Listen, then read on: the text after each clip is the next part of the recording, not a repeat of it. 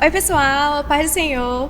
Estamos começando mais um episódio do nosso podcast Transmissão 187, onde nós trazemos até você o testemunho, aquilo que Deus faz na vida do nosso povo, que é o povo de Deus. E aqui comigo hoje tem um convidado mais que especial, que é o Miguel. Ele é líder de célula aqui da Geração APJ, também faz parte do Ministério de Louvor, aqui todo mundo é muito ocupado. Então, a gente vai começar, como sempre, né? Recapitulando um pouco lá de trás. Até onde eu sei, você se converteu quando já era adolescente. Isso. Isso. E então me conta assim um pouco como era a tua vida na tua família, assim, quando tu era criança, antes de se converter, já tinha uma base cristã, não? Como é que é? Cara, é interessante falar disso porque eu sempre tive que... Nossa família sempre foi cristã. Só que toda a nossa família, de pai e de mãe, sabe, meus tios todos, avós, avós, são e eram católicos, né? Então, consequentemente, eu nasci nesse lar católico. E aí eu lembro que o meu pai e minha mãe sempre tinham uma cultura de a gente ir para as missas. Eu lembro que toda segunda-feira a gente rezava o terço, né? Eu acho que muitas pessoas que talvez já conheceram enfim, o catolicismo sabem bem como é que é isso. A gente sempre rezava o terço e tudo mais. E até que chegou um momento que, bom, a gente foi crescendo. E eu acho que no meu coração eu comecei a desenvolver um temor a Deus, um temor ao Senhor, sabe, de reverência e tudo mais. Mas só que eu sei que faltava talvez um estalar de dedos, uma chave virar, para que eu realmente viesse a conhecê-lo mesmo, sabe? Então, e esse momento chegou na minha vida quando eu já era adolescente de fato. Eu tinha 14 para 15 anos.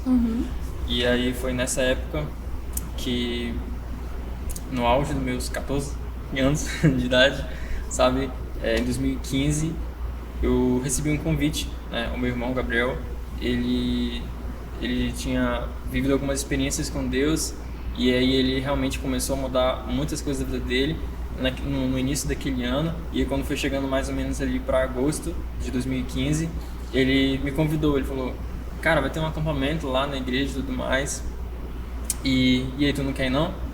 E é engraçado porque hoje eu entendo que tudo já era algo muito preparado por Deus, porque no meu coração eu até tinha uma vontade. Eu falei, cara, acho que seria legal ir assim, mas ao mesmo tempo eu tinha uma resistência. Tipo, eu queria, mas tinha uma resistência. E eu falei, não vou não, cara, deixa pra próxima e tal. E aí foi legal porque eu sempre usava a desculpa, né? Eu falei, mano, o acampamento vai ser ali tipo, no dia 22 de agosto, aniversário da minha mãe. Então, mano, vou passar o aniversário da minha mãe com ela, sabe? Não vou fazer outras coisas assim. Mas só que aí meu irmão basicamente me passou a perna.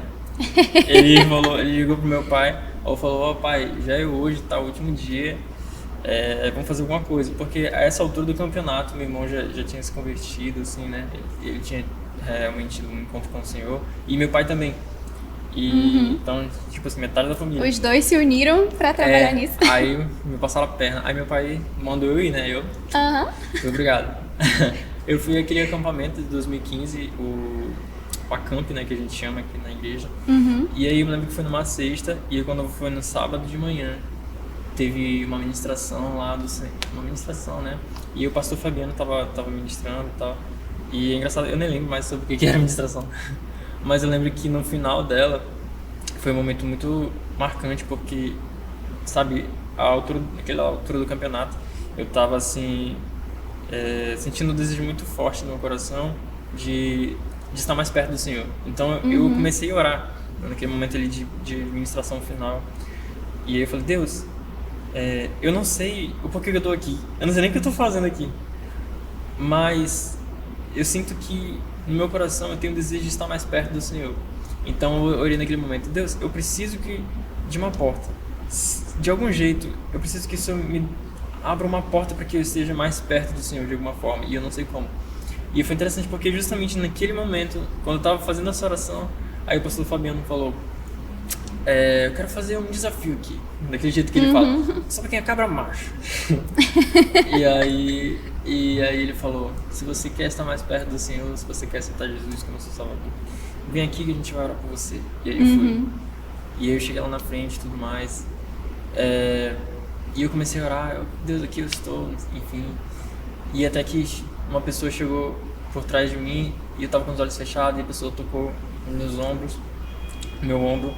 E aí eu fiquei ali naquele momento, e só que quando eu abri os olhos, que eu realmente me deparei com aquele momento, simplesmente foi ali que eu senti algo e na hora eu pensei, o que tá acontecendo? Nunca senti isso antes na minha vida. E hoje eu sei que era o Espírito Santo tocando em mim, me convencendo do pecado, sabe, da justiça, do juízo. E naquele momento eu comecei a me quebrantar e chorar de uma forma quase que compulsivamente, assim. Foi o peso da presença de Deus. E de certa forma que vinha sobre, mas também que estava dentro, sabe, e fazendo esse trabalhar todo. E então ali eu sei que eu tive um encontro com o Senhor. Glória e que isso culminou ao longo dos tempos com algumas mudanças de atitudes, sabe? Algumas vieram, vou dizer que instantaneamente, talvez, mas só que muitas, é claro que não. Muitas vão sendo trabalhadas aos poucos. Então foi aí que iniciou essa minha jornada em conhecer ao Senhor mais profundamente. Amém. É uma jornada que a gente nunca termina, na verdade, né? Com certeza. Não importa se você tem 20 dias ou 20 anos de fé, Deus, ele é infinito e ele se apresenta pra gente de uma forma diferente a cada passo que você dá pra conhecê-lo ainda mais, né? Muito bom. E, bom, tu já me contou um pouco como foi o teu processo de aceitar Jesus, mas ali, na tua adolescência, numa época que com certeza tem muitas dúvidas, muitas mudanças de mentalidade também acontecem durante a adolescência, como que foi pra ti ser um novo convertido nessa época? Deus me ajudou muito. Deus me ajudou muito porque foi o seguinte... Eu lembro que isso foi no 9º ano. Eu tava no 9º ano e foi em agosto. Então, basicamente, estava ali já quase para terminar o ano. Então, quando aconteceu tudo isso, foi interessante porque isso foi num sábado, dia 22 de agosto, aniversário da minha mãe, falei. E quando foi na segunda, eu tava tão assim, animado com aquela coisa toda, que eu falei pros meus amigos. Eu falei, cara, eu fui pra um retiro e tal, esse fim de semana. E aí eles... é mesmo? Legal, cara. Legal. E eu falei, sim, eu aceitei Jesus. Aí eles ficaram, como assim? Como assim aceitou Jesus? E eu fui falando, isso e tal. Até porque onde todo mundo sabia que tu era católico, então, sim. Tipo, já tinha uma vivência com Jesus. Exatamente. Tipo, eu já era assim, bem dizer, eu me entendi como cristão, mas, enfim. E aí eu percebi que com o passar do tempo, algumas coisas começaram a conflitar entre nós, sabe? E algumas dissensões assim, e por que eu digo que Deus me ajudou? Porque aconteceu algo que no momento eu fiquei um pouco triste, mas depois eu entendi que era um auxílio do Senhor. O ano acabou, era no 9º ano, e no ano seguinte eu mudei de escola. Eu fui para o ensino médio, fui para uma outra escola, e cada um dos meus amigos também foram cada um para uma escola. E nisso eu acabei perdendo o contato. E aí fiquei um pouco triste por isso, mas ao mesmo tempo foi como se um mundo novo se iniciasse. Foi uma ótima oportunidade para eu ter um novo início. Sim. Então, naquela nova escola, naquele novo ciclo de pessoas e de amizades, eu consegui realmente, exercitar uma nova pessoa que nasceu de novo em Cristo também, sabe?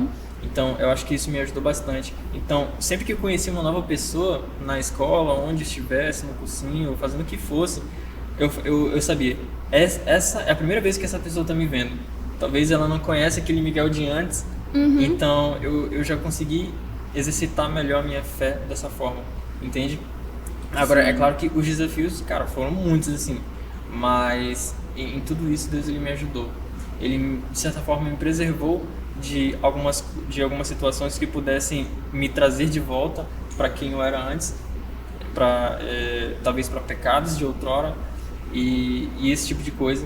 E eu sei que nesse processo que o Senhor me preservou e me escondeu de certa forma, foi exatamente o momento em que Ele me escondeu para me libertar de pecados, para tratar de emoções. E é claro que tudo isso Ele vai fazendo ao longo dos tempos, né? Nessas temporadas. Mas eu creio que esse foi assim, talvez algo assim, excepcionalmente importante para minha fé cristã.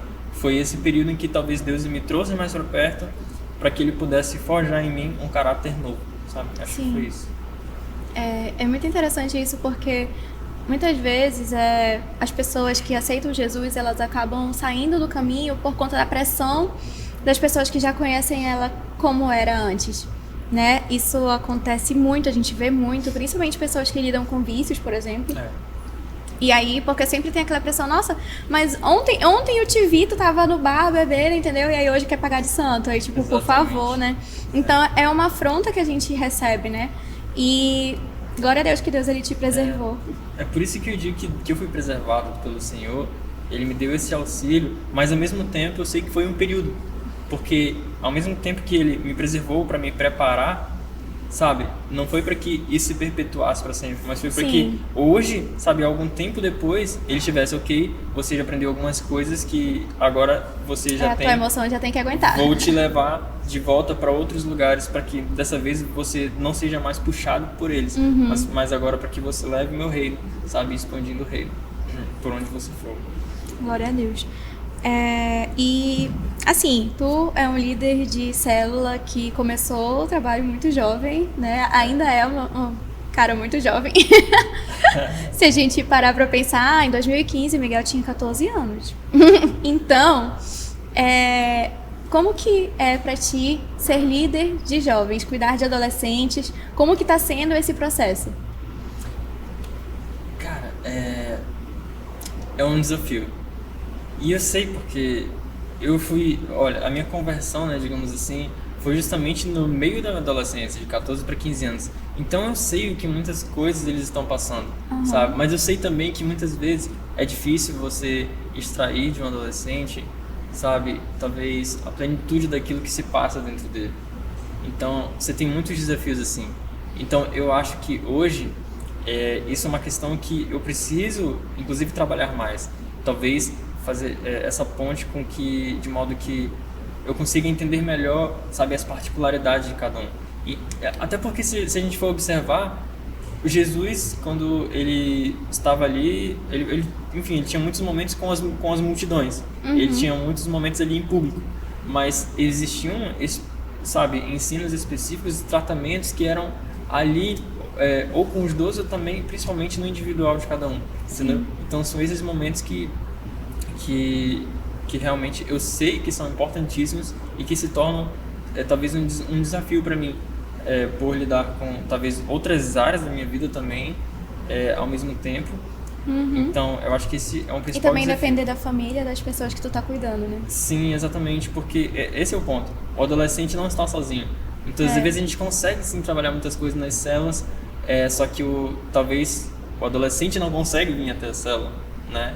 E eu tô falando disso porque nesse contexto de líder de célula de adolescentes, né? Sim. Então tem muito disso. Às vezes os adolescentes contam ou precisam do auxílio dos pais, né? E a gente consegue sim também estar auxiliando de alguma forma, às vezes com transporte, mas nem sempre, esse é um outro grande desafio, nem sempre a gente consegue abraçar todas as coisas de uma vez só. Então acho que esse é realmente um outro grande ponto, assim. Mas eu tenho certeza de que sobre tudo isso, sabe, se o Senhor ele tem um propósito, ele sempre vai nos dar as condições para fazer aquela que é a vontade dele. E assim, como que tem sido a questão de, pra ti mesmo, ensinamento durante a liderança? O que é que tu tem aprendido, assim? Olha, eu tenho aprendido muito, inclusive algo que eu passo também para os meninos, sobre perseverar em oração. Porque muitas vezes a gente não se toca nisso, por mais que às vezes na Bíblia seja tão evidente, mas muitas coisas de que eu vivenciei na minha adolescência e principalmente nesses 2 últimos anos já, foi que preservaram a minha mente, que me livraram de uma ansiedade, que me livraram de muitas coisas, muitas talvez confusões, e que isso é algo que os adolescentes passam muito, foi perseverar em oração. Quantas vezes eu me lembro de que eu cheguei, sabe, em um momento de oração no meu quarto e falava: Deus, eu não estou entendendo nada, o que está acontecendo aqui, por que isso está acontecendo, o que está acontecendo? E eu falava: eu preciso sabe, descansar no Senhor. E aí eu começava a orar e começava a meditar na palavra, e eu senti que de certa forma toda aquela bagunça que estava aqui começava, sabe, aquela poeira a tempestade. acalmar. E aí, depois que esse primeiro momento acontecia, aí sim, eu conseguia receber mais do Senhor para começar a conseguir discernir o que de fato estava acontecendo, por que aquilo estava acontecendo e como eu deveria me colocar. Então você falou sobre ensino durante esse tempo. Eu falo, um grande ensino que eu tenho aprendido é isso, que sobre tudo, todas as coisas, cara, primeiro coloque a oração, sabe?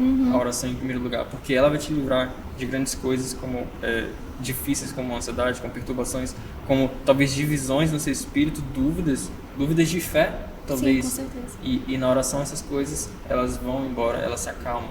E o Espírito, ele realmente toma o seu lugar de direito. Então, esse talvez foi um dos maiores ensinamentos que eu aprendi com o Senhor durante esses últimos anos. Glória a Deus. É muito engraçado a gente falar isso sobre ansiedade, né? Porque é algo que está muito presente, né, nas nossas vidas, como jovens, como adolescentes e também, mas nesses tempos mais modernos por conta disso. E eu aprendi, aproveitando um pouco, né, na oração, eu aprendi muito a pregar pra mim mesma, né, tipo, pra minha própria alma e falar as coisas em voz alta, porque muitas vezes aquilo que a minha cabeça tá dizendo é uma mentira. É uma coisa assim que eu não queria pensar naquilo, né? E aí eu começo a falar as coisas em voz alta, aquilo que Deus diz sobre mim em voz alta, eu oro a palavra e eu começo a pregar pra mim mesma, porque aí eu ouvindo aquilo, a verdade acalma os meus pensamentos do tipo que estavam dando voltas, eu não conseguia discernir nada realmente. E aí tudo vai assim, abaixando, e, tipo, parece que eu tô fazendo ali a minha meditação, entendeu? E aí eu fico zen, aí eu, ok, agora vamos começar.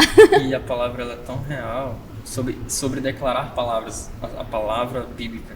Sim. Que eu me toquei um outro aprendizado que eu adquiri durante esse tempo, sobre o poder que há em declarar a palavra. E muitas vezes de você orar assim, sabe, externando mesmo. Porque muitas vezes a gente só tá assim, sabe, na mente e tal e tal. E eu lembro de uma vez específica que eu tava orando assim, só nos meus pensamentos e tal, mas eu sentia muita bagunça. E eu falei, cara, acho que eu preciso começar a declarar a palavra. Beleza. Parece que a gente vai se perdendo no próprio pensamento. E muitas vezes a gente não percebe. Isso. E aí eu falei, ok, vou começar a orar em voz alta. E quando eu fui começar a orar, eu não consegui. Simplesmente a minha garganta parece que travou, eu não conseguia. E foi aí que eu entendi o que de fato estava acontecendo. Que muitas vezes eu estava só dentro de mim e eu me perdia, e que isso não era meramente algo normal. Porque quando eu fui começar a orar a palavra e externar aquilo, eu fui impedido, e eu sei que não era algo só meu. Eu sei que não era algo simplesmente natural ali, físico. E foi quando eu precisei guerrear mesmo e começar a, sabe, criar forças para declarar a palavra. E aquilo realmente, sabe, foi um divisor de águas ali na minha vida naquele momento. Sim. Foi aí que eu percebi o poder que há em declarar a palavra do Senhor. Sim, com certeza. A palavra, ela tem poder de verdade, né? Ainda mais a palavra de Deus. E, assim, falando um pouco de aprendizado também, né? Além de ser líder de célula, você também ministra o louvor, tanto na rede de jovens, quanto, às vezes, nos cultos, né? E eu queria saber sobre, especificamente, adoração. O que Deus tem trazido ao teu coração? Qual é o direcionamento? O que tu tem aprendido também nesse tempo? Olha, quando a gente fala sobre adoração, é muito legal porque você tem diversas formas de expressar a adoração, né? Sim. Uma delas é que talvez aquelas pessoas, as pessoas mais associam, conheçam, que sejam através dos louvores cantados, né? E também sejam nas atitudes, em coisas assim, enfim, em várias outras coisas. Mas em relação ao louvor especificamente, é muito legal porque no começo, algo interessante sobre a adoração e principalmente sobre os louvores. No começo, quando eu ia, sei lá, trazer louvores em algum lugar, seja numa célula, seja num culto, eu pensava assim, Deus, eu queria sentir algo, sabe? Que, ok, essa adoração, eu tô sentindo que vai ser assim, entendeu? O que é bom? Eu quero só sentir e deixar fluir como se fosse algo espontâneo. E é muito legal porque você entende que essa é uma vertente de simplesmente deixar fluir. Só que também existe uma outra face disso. A face de que é possível sim você talvez, sabe, entregar para Deus uma adoração que de fato ela é genuína, é verdadeira, só que ela também é mais consciente e que também é mais exercitada e mais trabalhada. Isso, trazendo para o meio dos louvores, é você trazer todo um repertório que não é só ali de momento de vamos deixar fluir aqui, não, é de você desenvolver aquilo no seu secreto e entender, e principalmente no meio da adoração, você construir uma mensagem previamente, sabe? Por exemplo, nós temos alguns, inclusive alguns modelos de estilos de repertório para o louvor, que um deles é o tabernáculo, pautado no tabernáculo de Moisés, ou seja, tem ali aquela questão inicial do átrio, onde a pessoa chega, o sacerdote chegava e oferecia, talvez fazia algum gesto de gratidão a Deus. Enfim, isso se traduz na adoração. De que forma? Talvez eu possa começar aqui, primeiramente, com uma música que remete... pode ser. Ou então uma música que expresse gratidão, como se eu estivesse entrando nesse lugar, nesse tabernáculo. Primeiramente, uma música que expresse gratidão. Talvez, e aí depois eu começo a trazer uma canção que expressa uma exaltação a Deus. E aí tem um momento que o sacerdote vai entrando, e ele chega no momento em que simplesmente tudo fica em silêncio, e é um momento de contemplação. Então você, talvez uma terceira música, uma música de contemplação, o que a gente chama? Como se fosse um descanso. Vou dar um exemplo. Poderoso Deus. É uma música que a gente, é uma música mais assim, sabe? Que a gente simplesmente parece que está descansando e repousando na presença do Senhor. Sabe? E é só descrevendo os atributos, né? Tipo, exatamente. É exatamente aquilo que Deus é só isso. Exatamente. E aí a gente traz música também que remetem ao sacrifício de Jesus, enfim, ao sangue sobre a oferta. Enfim. Sim. E é isso.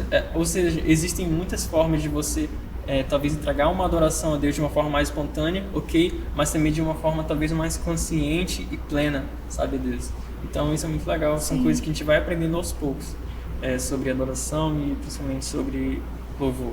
Agora, é interessante também que, especificamente sobre isso, hoje eu toco violão, talvez eu canto de vez em quando, só que eu nunca me senti apto para isso, sabe? Eu nunca me senti muito apto para cantar, e eu sei que é possível desenvolver isso, né? E eu tenho uma certa dificuldade. Só que é interessante que às vezes eu fico me perguntando, Deus, você já me colocou em cada lugar, eu tenho a certeza que não fui eu que vim caminhando com os meus pés pra cá, sabe? Não fui eu que vim caminhando com os meus pés pra cá. E parece que eu só sou jogado nesses lugares, talvez para ministrar louvor em algum lugar. Um exemplo disso é que eu fui pra... Bom, pra quem não sabe, talvez as pessoas que estão assistindo não saibam. A gente vai falar sobre isso depois, lá vem o spoiler. Não, pois é, mas eu participo de algo que se chama o Dunamis Movement, né? Então, se a gente vai falar depois, eu vou só dar uma palhinha de leve. Mas, cara, eu tenho algo que se chama o Pockets Immersion, que é tipo um retiro do Dunamis Pockets, que atua nas universidades. E que eu fui pra lá, e eu tenho certeza que foi o senhor que me levou pra lá. E eu já me peguei ali, sabe, no meio de uma palestra, de um lab que a gente chama, simplesmente com vários ministros de adoração de todo o Brasil e recebendo, sabe, uma ministração de pessoas que a gente realmente reconhece a unção de Deus sobre eles ali na adoração. Eu falei, Deus, o que eu tô fazendo aqui? Sabe? O que eu tô fazendo aqui? Como eu vim parar aqui, sabe? Então são coisas que me fazem... ok, Deus, se o Senhor tem algo comigo, eu tô vendo que existem sinais para isso, então eu vou continuar, mesmo que hoje eu não me sinta apto, mas eu acho que o Senhor tem algo para mim, então eu vou continuar aqui, sabe? É uma coisa que eu também sinto isso. Pra quem não sabe, eu fui levantada líder do Ministério Infantil, né? E, querendo ou não, eu tenho que lidar com as minhas lideradas, que são pessoas mais velhas do que eu, né? Tipo assim, de idade mesmo. Às vezes eu sou mais velha na fé, às vezes não, né? Às vezes algumas já se converteram há bem mais tempo que eu. E Deus, ele me colocou nesse lugar e às vezes eu me sinto... Ou então, às vezes, ter que lidar também com os pais das crianças, né? E aí, às vezes, eu me sinto muito incapaz de falar alguma coisa. de ter aquela palavra, sabe? De lidar mesmo, de tipo assim, Deus, como é que eu vou liderar sobre essas pessoas, sabe? E aí, o que o Espírito Santo tem me ensinado nos últimos tempos é sobre depender mais dele, né? E também, tipo assim, não é tu que fala, sabe? Eu tenho muito esse negócio do tipo assim, de querer ser capacitada tecnicamente pra falar sobre algumas coisas. E aí, às vezes eu não me sinto capacitada o suficiente porque eu quero convencer a pessoa da minha ideia, daquilo que eu tô falando, do propósito que eu tenho enxergado, tipo assim, da visão que eu tenho pro ministério. E aí eu tava estudando e tipo assim, me debruçando, eu queria escolher as palavras certas, sabe? E aí eu orando e dizia assim, sabe? Deus, me dá as palavras certas porque eu preciso que as pessoas enxerguem aquilo que tu botou dentro do meu coração. Eu queria que as pessoas vissem, sabe? Exatamente a mesma coisa. E aí a única coisa que o Espírito Santo me falou do tipo, por que tu tá se descabelando tentando convencer as pessoas se esse não é o teu trabalho? E aí eu me senti assim. Isso é libertador. Exatamente, é libertador porque você fala, cara, verdade, não é meu trabalho. Sabe, Deus, ele vai colocando a gente nos lugares, ele joga a gente nos lugares e ele toma ele tem as consequências, sabe? Tipo, ele sabe o que ele vai fazer e ele sabe como ele vai usar a gente e tipo assim, Deus, se tu não fizer, entendeu? Tá contigo, é tudo responsabilidade dele. E é isso que deixa a gente mais tranquilo, eu acho, assim. Como pessoas ansiosas, eu me senti muito... eu me senti muito acalentada por Deus, do tipo, então tá bom, meu trabalho é um pouco menor. Chegou e disse, sem pressão. Exatamente. Tipo, olha, vai lá, fala o que eu te dei pra falar que vai dar tudo certo. Amém. E, então, como ele acabou de dar o spoiler, né, sobre o Dunamis, o Miguel, ele faz Direito na faculdade e ele também você também participa do Dunamis, movimento, né, das universidades, movimento cristão. E me conta como que funciona isso, tanto nas universidades e como que funciona pra ti, o que que tu faz? Legal, gente. Bom, parece que essa é uma outra vertente, talvez, não vou dizer, não é como se tivesse algo separado não, mas uma outra parte, digamos assim, da minha atuação, que talvez não é dentro de um templo, é fora do templo, mas também faz parte do reino, né? Com certeza. O reino que é um só. Então, bom, o Dunamis Movement, ou então o movimento Dunamis, ele é um movimento para-eclesiástico, ou seja, não é uma igreja, mas ele é um movimento que atua, de certa forma... Interdenominacional. Exatamente. Pessoas de várias igrejas podem participar desse movimento e ele tem como os seus pilares algo que a gente... São três coisas. O despertar, o estabelecer e o transformar, né? Como assim? A gente entende que há um momento em que há o despertar dos santos, né? Eu te falei que certa vez eu estava de um jeito, mas eu senti um toque do Espírito Santo e que ele de certa forma me despertou para algo ali. E com o passar dos tempos esse despertar ele veio culminando em algumas outras coisas. Então é um momento em que a gente realmente entende quem nós somos em Deus, que nós entendemos quem Deus é e nós começamos a entender também que existe a grande comissão, né? O ide, portanto, por todo mundo e pregar, enfim, batizar em nome do Pai, do Filho e do Espírito Santo. Esse é o ide. Então esse é o despertar, sabe? Só que quando a gente vive esse despertar, a gente simplesmente entende e somos tão cheios do amor do Senhor que a gente quer passar isso para as outras pessoas. E aí que vem o estabelecer, mas isso não parece que é uma ideia de imposição e não é. Na verdade, é simplesmente nós entendermos que aquilo que está em nós, a gente vai começar a exalar e transmitir aquilo de forma natural para as pessoas por onde nós estivermos. E a gente vai falar, cara, eu sei o que Deus fez na minha vida e foi tão incrível que sabe, eu também quero que essas pessoas provem disso, né? Com certeza. Então, toda a nossa vida vai ser pautada por isso e que vai culminar, então, numa transformação. Porque aí que entra a questão do avivamento saudável, um avivamento sustentável, sabe? Nós entendemos que nós fomos, sabe, chamados para que esse avivamento que nós passamos e sentimos e vivenciamos com Deus, todo avivamento que é sustentável e saudável, ele vai culminar em uma transformação social.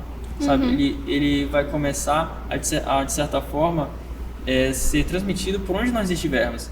E aí que existem as diversas vertentes do Dunamis, né? A atuação dele no campo da política, no campo, na esfera do trabalho, no campo das universidades, enfim, em diversas áreas da sociedade, como as artes e entretenimentos também. E eu me encaixo hoje, nesse momento, na esfera das universidades, né? Então, é justamente esse braço do Dunamis Movement que eu participo, é o chamado Dunamis Pockets. Pockets é como se são bolsos. E a palavra Dunamis vem do dínamo, sim, né? De movimento. Então, tipo assim, o dínamo, ou Dunamis, acho que é uma palavra grega, né? E que remete a um poder explosivo do Espírito Santo. Uma força motriz, né? Esse poder explosivo do Espírito Santo. Então, esse Dunamis Pockets é como se fosse esses bolsos de avivamento, sabe? Sim. Que estão ali em cada universidade, que estão ali, talvez, com aquelas pessoas que também estão precisando ouvir uma palavra ali, que estão dentro das universidades. E aí, você falou especificamente o que eu faço, né? Hoje, eu estou no Dunamis Pockets como líder de Pockets, que funciona na UEA, que é estadual do Amazonas, e no meu caso, na Escola de Direito, enfim, a ED, que a gente chama, né? Mas eu comecei como o líder de adoração. Nós tínhamos uma outra pessoa na liderança e eu só ficava como o auxiliar, pelo louvor.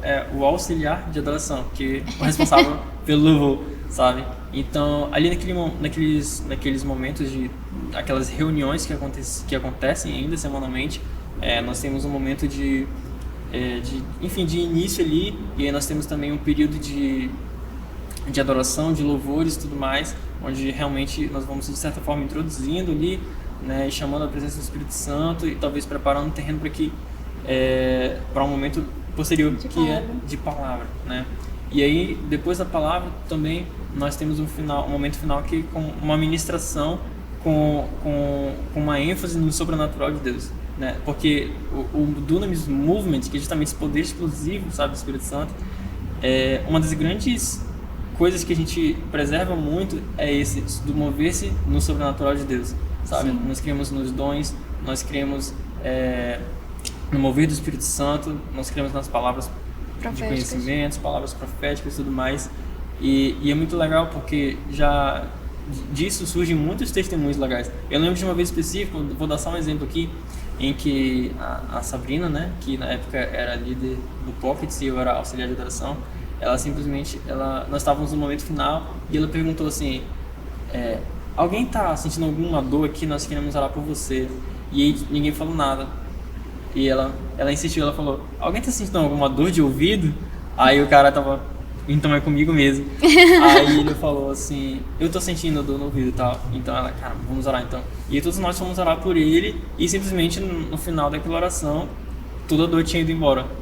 Toda a dor tinha sumido. E aquilo foi muito legal, porque esse é o poder do Espírito Santo, sabe? Nós cremos, mas por que Deus cura? Isso, de certa forma, é uma manifestação do amor do Senhor, sabe? Uma manifestação do amor do Senhor e que também suscita e gera fé nas outras pessoas ali. E, cara, a gente vê isso de forma muito evidente. Então, o Dunamis Pockets, em resumo, funciona mais ou menos dessa forma. Glória a Deus. Eu acho muito, muito importante, né, a gente ter esses movimentos fora da igreja, porque como a gente sempre tem falado, né, aqui é muito fácil você ser cristão dentro de um templo confortável, onde você só lida com outros cristãos, né? E a verdade é que Deus nos chamou para essa comissão de ser luz, de cumprir o ID e de fazer a obra dele aonde quer que a gente vá, né? E se a gente está aliançado com o Espírito também vai aonde quer que a gente vá. Né? Então, ele tem o poder, ele está na esfera de influência ao nosso redor ali. Com certeza. E as pessoas, elas são tocadas, né? Eu fico achando assim, engraçado, é que às vezes você acha que dentro desses lugares, dentro das universidades, parece que as pessoas não vão ouvir. Né? Se você for parar para só racionalizar, né? Só para pensar, parece que é um lugar onde as pessoas não vão querer ouvir sobre Deus. Né, sobre sacrifício, sobre mover do espírito, né, o sobrenatural, porque é um lugar onde você estuda muito o natural. Você está aqui estudando para compreender o mundo, né? Nas diferentes academias. E aí você acha que não tem espaço para o sobrenatural. Mas a verdade é que as pessoas, elas estão procurando isso, né? Em todos os lugares. Sim, elas estão sedentas. E aí quando você começa a dar espaço para o Espírito agir, elas vêm e são atraídas, né? Por esse movimento. Tem, assim, histórias de pessoas que se reconciliam, aceitam Jesus no Dunamis, lá na tua faculdade.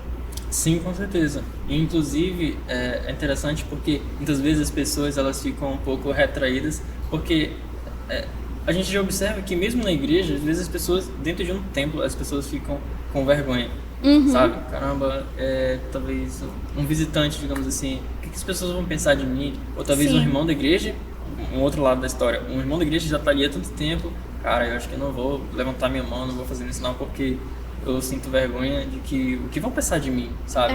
E agora quando você vai para esse contexto de uma universidade em que o normal para eles sabe, a bagunça, tudo aquilo que está distante de Cristo, esse é normal para eles. Então quando uma pessoa está ali, talvez naquela roda de pessoas e que alguém fala, se alguém, sabe, alguém tá se sentindo tocado pelo Senhor e que você quer entregar a sua vida por Ele aqui nesse momento, parece que é um desafio maior ainda. Com certeza. É um desafio maior ainda.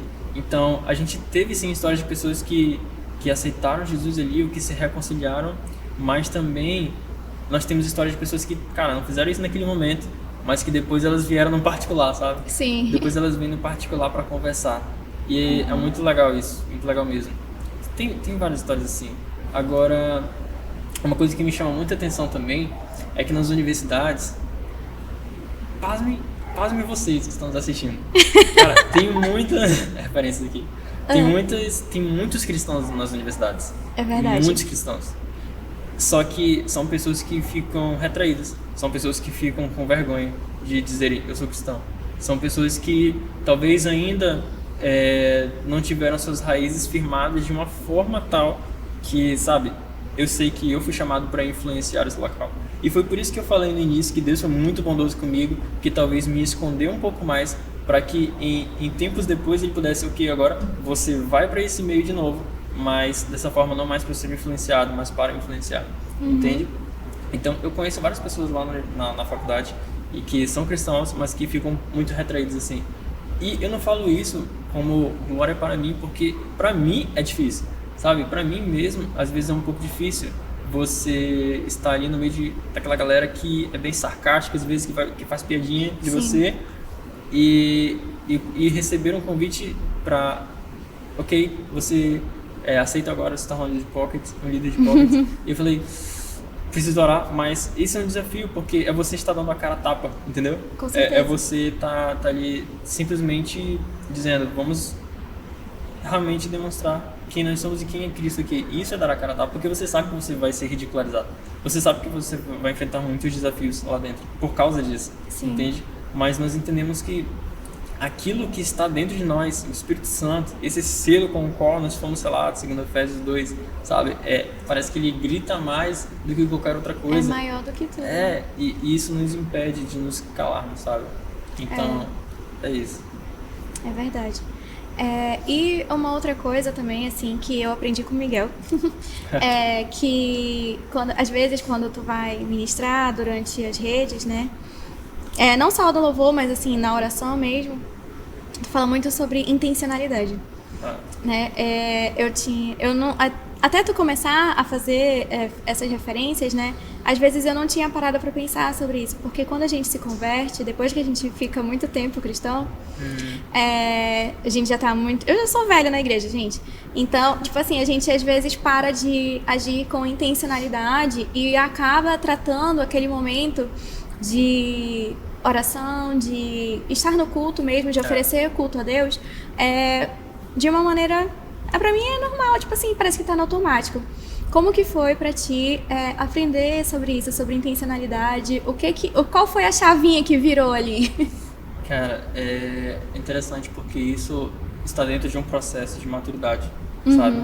Então, ao longo desses 7 anos de conversão, desde 2015 para agora 2022, foram 7 anos, e eu sei que foram períodos em que Deus trabalhou coisas específicas, talvez nos primeiros 2 anos, outras coisas, talvez nos 3 anos seguintes. E de um tempo para cá, Deus ele tem me chamado a estar nesse lugar de mais intencionalidade. Porque é justamente isso que talvez nos faz entender coisas mais rápido, em que a gente está falhando, e para tentar melhorar e nos levar a um lugar de mais maturidade espiritual, maturidade em Deus. E eu sei que certamente tem muita coisa que precisa melhorar, mas eu também reconheço, pela graça do Senhor, que muita coisa também Ele já tem tratado em mim. Então, sobre ser intencional é muito importante, porque, como você falou, às vezes a gente só está no automático e não percebe que você está simplesmente estagnado no local. Por quê? Porque você parou de ser intencional em Deus.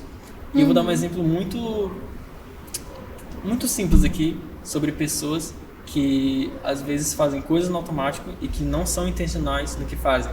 Eu já ouvi muitas pessoas orando da seguinte forma, talvez falando, meu Deus, meu pai, não sei o que, não sei o que, não sei o que, e é interessante que a pessoa começa a falar assim, Jesus, meu pai, tipo, vai misturando as coisas. Jesus, ok, são 3 em 1, é Deus, mas Jesus, eu sou co-herdeiro com Cristo, eu sou irmão também, Ele é meu Senhor, Ele é meu mestre. Mas existe Deus Pai, existe Deus Filho. Então a pessoa vai misturando tudo, ela fala, Jesus, meu Pai, entendeu? Ou seja, como é que você está orando? E por que eu estou falando isso? Porque pode parecer uma coisa simples, mas às vezes eu imagino Deus olhando assim e tipo, filha, pela minha palavra eu ensino você a orar. Então às vezes a gente está conversando com Deus e a gente sabe, nem nisso a gente está sendo intencional muitas vezes, na forma com que a gente ora, as palavras que a gente está declarando diante de Deus e diante do mundo espiritual, sabe? Sim. E por isso que talvez de alguma forma o Senhor começou a me chamar para me mover mais em intencionalidade, e isso veio justamente nesse período e que eu aprendi sobre a importância que há em declarar a palavra. Essas duas coisas andaram em conjunto, sabe? Então hoje, se você vai ministrar perante, talvez ali até com alguém específico no individual, ou talvez num púlpito ministrando sobre todos ali, eu entendi que se você não estiver conectado com o Espírito Santo, você vai estar só falando palavras que vão vir de você, e você vai estar de certa forma sendo irresponsável com aquilo que Deus te entregou, com a oportunidade que Deus te entregou de trazer algo de Deus para aquela pessoa, para aquelas pessoas. E por isso a intencionalidade, sabe? Então acho que vem em conjunto com essas coisas sobre esse período que eu aprendi, sobre a importância de declarar a palavra também. Glória a Deus. Então, agora que a gente já sabe um pouco mais da sua vida, aquilo que você tem aprendido com Deus, e principalmente do movimento Dunamis, recentemente, bem recente, né, você teve essa viagem que você foi pro Dunamis, e cara, a gente teve um testemunho muito, muito bom que você contou aqui na igreja. Eu gostaria que você recontasse uma parte dele, mas, assim, eu quero saber como que foi a viagem, o que aconteceu lá, o que transformou na tua vida, o que Deus fez, o cuidado que Deus teve com vocês, porque tudo isso pra mim, pois é um testemunho assim enorme, mas se tu quiser dar uma resumida e contar só as melhores partes. Sim, é porque assim, primeiramente, como eu falei, é o Dunamis Pocket, que tem essa vertente mais universitária. E quando foi no início acho que foi na verdade ali pro meio do ano passado, sim, nós estávamos no Pocket Immersion, que em resumo é um retiro com pessoas de Pockets de todo o Brasil para lá. E aí no final daquele momento, o nosso líder, que é o Matheus Alexandre, do Pockets Brasil e mundo mundial na verdade, ele teve talvez um direcionamento e algumas visões de que, sabe, nós iríamos expandir mais ainda o Pockets, que já estava em alguns outros países, mas que nós iríamos então alcançar mais outros locais assim, e que combinaram posteriormente nas viagens missionárias, nas mission trips que a gente chama. Inclusive essa aqui ele já veio fazendo merchan aqui, da Global Outreach, que foi das viagens missionárias que a gente fez em fevereiro. Qual era o objetivo disso? Era realmente expandir aquilo que Deus já está fazendo aqui no Brasil, expandir as outras nações também. Sim. E foi muito legal porque, enfim, aconteceram várias coisas que depois, no final de tudo, me fizeram ter certeza de que realmente era o Chile pro lugar onde eu deveria ir. E eu fui pro Chile, teve gente que foi pro Peru, Teve gente que Argentina. pra Argentina, e iam pessoas para Joanesburgo, na África, só que aí foi cancelado, as fronteiras foram fechadas naquele momento. Pessoas que foram para os Estados Unidos, pessoas que foram para a Suíça, para a Noruega também. E agora vai até acontecer de novo, mas enfim, vamos falar só dessa que já aconteceu. Bom, e eu fui para o Chile, né? Eu tinha até nas minhas opções, eram 3 opções, e eu selecionei alguns outros destinos, e no fim das contas eu acabei indo para o Chile. Mas foi muito legal, e eu vou contar aqui um pouquinho sobre os testemunhos dessa viagem. E então, quando formou-se o time do Chile, a gente começou a ter reuniões, talvez semanais, às vezes quinzenalmente, de oração, via Meet mesmo, porque são pessoas de todo o Brasil, e a gente começava a orar sobre, sabe, o que nós estamos entendendo que Deus quer fazer sobre o Chile. E aí nós começamos a sentir muito sobre uma nação que precisava ser curada sobre muitas coisas, e principalmente sobre uma nação em que, de certa forma, há muitas disputas entre si. E isso é interessante porque isso tudo se alinhou muito com que uma própria chilena, que posteriormente passou a integrar a nossa equipe, ela falou, cara, aqui no Chile as pessoas parecem que disputam entre si, há esse sentimento de disputa, talvez entre jovens por um lugar de emprego na sociedade, por essas coisas, esses aspectos profissionais, e principalmente sobre questões relacionadas a finanças. Então parece que o povo aqui precisa muito de uma libertação relacionada a essa questão de finanças, ou seja, como se houvesse um amor ao dinheiro muito forte.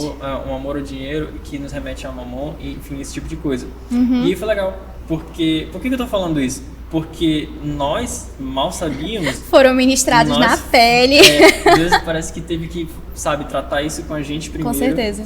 Para que quando nós chegássemos lá, nós estivéssemos com o coração, talvez tratado pelo Senhor, e com a certeza de que Ele que nos estava nos levando lá nesse momento.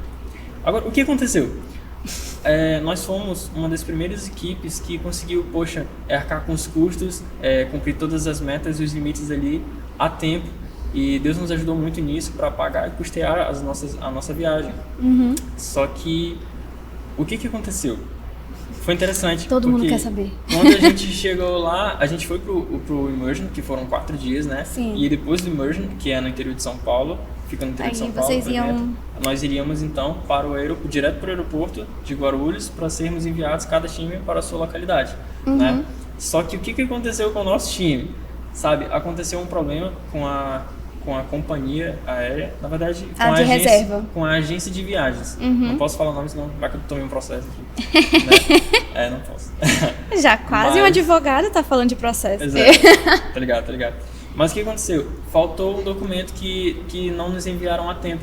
Então, quando a gente foi embarcar, simplesmente nós fomos impedidos de embarcar. E a gente chegou no aeroporto mais ou menos às 18 horas. E o nosso voo, eu creio que era por volta de meia-noite, e a gente ficou todo esse tempo tentando embarcar e a gente não conseguia os documentos, estava difícil a comunicação e finalmente a gente perdeu o voo.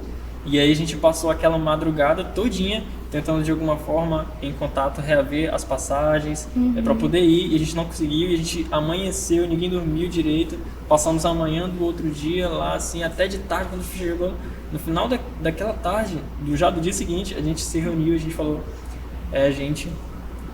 realmente não tem mais o que fazer, a gente já tentou de todas as formas, nós oramos, nós tentamos conversar e realmente parece que nós perdemos as passagens. E aí a gente chegou no momento e a gente falou, cara, e agora? O que a gente vai fazer? E aí nós falamos, olha, gente, se alguém quiser ir pra casa, tudo bem, a gente vai entender, não se preocupe, ninguém vai te julgar por isso, sabe? Mas todos ali se sentiram realmente profundamente, talvez, movidos por uma fé mesmo e convicção de que Deus queria que nós fizéssemos aquilo. A gente falou, não, a gente vai conseguir de algum jeito. E a gente, primeiro a gente vai começar, cada um vai ofertar aquilo que tem, porque nós entendemos que o primeiro sacrifício é nosso. Sim. E aí cada um reuniu ali, talvez um pouco de coisa que cada um tinha nas suas contas bancárias de universitários. E fizemos ali, beleza. Os seus restaurantes universitários. Exatamente. O que a gente tem aqui para que nós, 10 pessoas, compremos 10 passagens para o Chile? Agora, para ir já amanhã, para ir hoje, se possível. Então, a gente, cara, vamos juntar aqui, e deu isso. E a gente olhou assim, beleza. E agora nós vamos contar com a bondade do Senhor, que vai tocar no coração de pessoas para que nos abençoem. E Ele, se nos chamou para estar aqui, cara, Ele vai suprir. Ele vai suprir as nossas necessidades e, sabe, Ele vai prover. Então nós começamos a fazer divulgações no Instagram, em vários locais, enviamos para as pessoas. E quando a gente pensou que não, começaram a chegar os Pix. O Pix. Vamos se abençoar do Pix. E tudo para a glória do Senhor. Então a gente recebia Pix de centavos. A gente recebia Pix de R$5, de R$2, de pessoas dizendo, cara, isso é tudo que eu tinha na conta, mas é isso, eu tô dando, sabe? E chegavam esses Pix, mas também chegavam Pix de R$1.000. Então, assim, a gente passou... Eu lembro que em cerca de 5 horas, mais ou menos, nós levantamos cerca de R$11 mil em ofertas. Glória a Deus. E com isso nós conseguimos comprar as passagens para 10 pessoas irem para o Chile. E quando digo ir para o Chile, é realmente só para ir para o Chile. Sem volta, galera. Volta. Meu Deus. A gente falou, é isso, gente. E a gente ia conseguindo o dinheiro das passagens e a gente ia comprando. Dá para uma passagem de ida, fulano, vamos comprar para fulano. Agora, e os Pix chegando, e vamos comprar agora para o fulano. Sabe? E nisso a gente foi comprando as passagens. Então, basicamente, a gente comprou as passagens só de ida. E a gente simplesmente não tinha volta, entendeu? A gente tá indo só para ir mesmo. A volta, ninguém sabe como vai fazer. Então a gente foi pro Chile sem passagem de volta. Ai. Aí, meu Deus. Enfim, lá Deus operou grandes coisas. E a nossa meta era ficar por lá por 10 dias. E eu posso falar um pouco mais disso depois sobre o que nós fomos fazer lá, né? E só que o que aconteceu? Quando chegou mais ou menos já no 8º dia, nós já tínhamos feito bastante coisas. E aí foi que finalmente, durante todos esses dias, a gente foi, sabe, encontrando... Tentando reaver... ao passo que tentando, sabe, descansar no Senhor, mas também ali tentando reaver as passagens de alguma forma. E quando chegou, acho que do 8º pro 9º dia, finalmente a agência de viagens liberou as passagens de volta pra gente. Então, glória a Deus. Cara, no 8º dia a gente tava sem passagem de volta ainda. E a gente tinha uma hospedagem paga para os 10 dias, só que a partir do 11º pra frente a gente não sabe nem onde a gente ia ficar. Tava na rua. Aí a gente tava na dependência do Senhor. Ou na rua. Exatamente. Então, cara, isso foi uma bênção de Deus, assim, e foi muito forte. Esse foi um dos grandes testemunhos. Verdade. Que aconteceu. É isso aí. Gente, eu lembro que quando o Miguel tava lá no Chile, e a gente, sabendo que ele não tinha passagem de volta, a gente tava desesperado, querendo trazer o Miguel de volta. Vamos ligar pra embaixada! Aí, deporta esse menino! Só que, tipo, ao mesmo tempo, não era só o Miguel, tinha que deportar 10 pessoas. Só se eu cometesse algum crime muito ruim lá pra me mandarem de volta. Pois é, a gente não sabia o que fazer, mas a gente também tava orando muito, cobrindo vocês de oração, né? Ele não tava lá em desobediência. Amém, então, Deus, eu tenho certeza que Ele tava cuidando, né, de todos vocês. E como tanto cuidou que trouxe de volta, deu tudo certo. E depois a gente vai querer saber tudo que Deus fez na tua vida ali, naquele lugar. Mas por hoje é só. Legal. Aquele momento, né? Agora você já pode ir embora. Eu falo. Então, gente, é isso. Miguel, últimas palavras. Gente, pessoas que estão assistindo, você também. Eu tenho visto realmente muito sobre a bondade de Deus e a graça sobre a minha vida. Então, cara, até aqui nesse podcast, nesse episódio, foram coisas que eu falei desde o momento que eu me converti, tive um encontro com o Senhor, momentos depois que eu passei a uma outra esfera que é das universidades, e talvez momentos em que Deus me chamou para estar até mesmo em outra nação, e quem sabe futuramente também em outras. Então, ou seja, foram várias fases da vida, mas eu acho que se eu puder falar o que resume tudo isso, é que Deus ele tem demonstrado a sua graça, bondade, fidelidade para comigo, não que eu mereça, mas porque Ele é fiel mesmo pela sua palavra, e que, como eu falei no início, eu volto agora ao que eu falei no início, eu sei que tudo isso, cara, de tudo isso que aconteceu, eu posso dizer que talvez o mais importante, a lição mais importante que eu aprendi com o Senhor é perseverar em oração, sabe? Perseverar em oração, porque é isso que me livrou de alguns medos, e até hoje é isso que realmente, através da palavra do Senhor, sabe, fez essa diferença entre juntos e medulas, e me levou a viver coisas que eu jamais imaginava que eu fosse viver, e que o Senhor, na verdade, fez isso comigo. Glória a Deus. Então, é isso, gente. Orem bastante. É isso, se tem um conselho, se tem uma coisa que a gente aprendeu hoje, é que a oração ela tem poder, né? Tanto é que levou 10 meninos pro Chile. E trouxe de volta, o que é importante. Então, é isso, gente. Nós ficamos por aqui hoje. Foi um prazer receber você, Miguel. Você tem porta aberta para voltar sempre. A gente vai ter esses episódios especiais, sempre repescando a galera. Mas é isso. Nos acompanhe, curta, compartilhe, envie esse vídeo para quem você acha que precisa ouvir mais sobre perseverança na oração, a graça de Deus na nossa vida, o cuidado que Ele tem, porque todas as coisas realmente cooperam para o bem daqueles que amam a Deus. Então, se você ama a Deus, descanse, que vai dar tudo certo. Então, é isso. Até a próxima.